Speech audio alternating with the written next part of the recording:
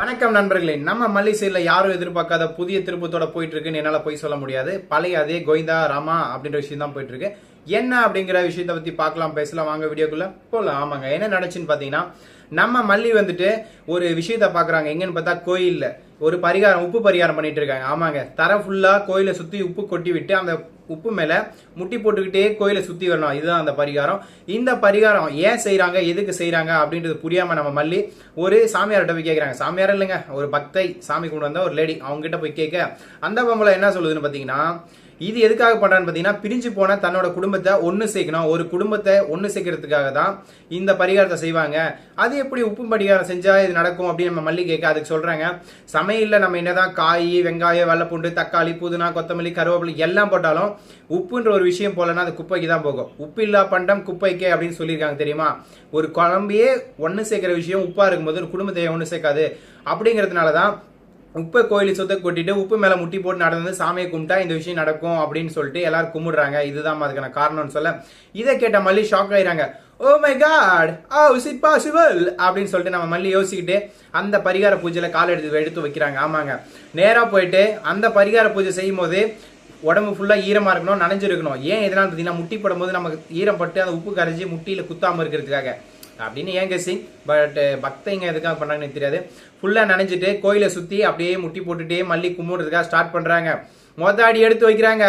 ஐயோ என்ட பரம பிதா ஹே அப்படின்னு சொல்லிட்டு ரொம்ப கஷ்டத்துல வலியில துடிக்கிறாங்க. ஆனா அந்த மாரியாத்தாளுக்கு கண்ணு தெரியுமா தெரியாதுன்னு தெரியலங்க. தெரிஞ்சா மல்லிக்கு இவ்வளவு கஷ்டத்தை கொடுக்க மாட்டாங்க. சரி விடுங்க, கஷ்டத்தை கொடுக்கறது கடவுளோட வேலை, அதை சமாளிக்கிறது தான் மனுஷனோட வேலை அப்படின்னு நான் நினைக்கிறேன். நீங்க என்ன நினைக்கிறீங்க? ஸோ அதனால நம்ம மல்லி முட்டி போட்டே சாமி கும்பிட்டுட்டு இருக்காங்க.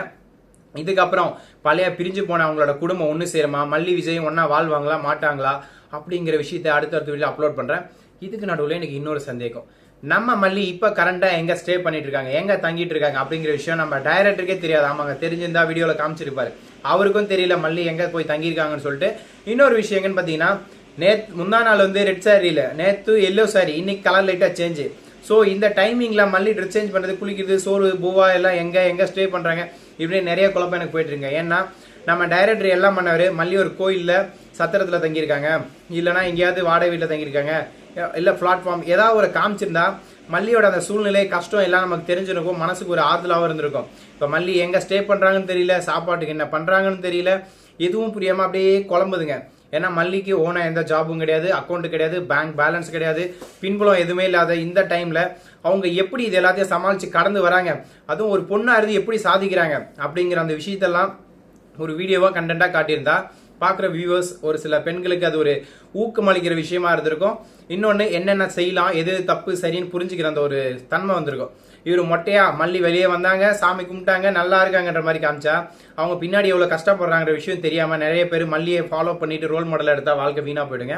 ஸோ அதனால ரோல் மாடல் ஒருத்தவங்க எடுக்கிறதுக்கு முன்னாடி முழுசா தெளிவா ஒரு விஷயம் தெரிஞ்சுக்கிட்டு எடுத்துக்கணும். ஸோ நண்பர்களே, மல்லியை யாராவது கியூட்டா இருக்காங்க ரோல் மாடல் எடுக்கணும்னு நினைச்சீங்கன்னா தயவு செஞ்சு தெளிவா புரிஞ்சுட்டு எடுங்க. அவசரப்பட்டு எடுத்து நடு ரோட்ல சோத்துக்கு வழி இல்லாம போய் மாட்டிக்காதீங்க.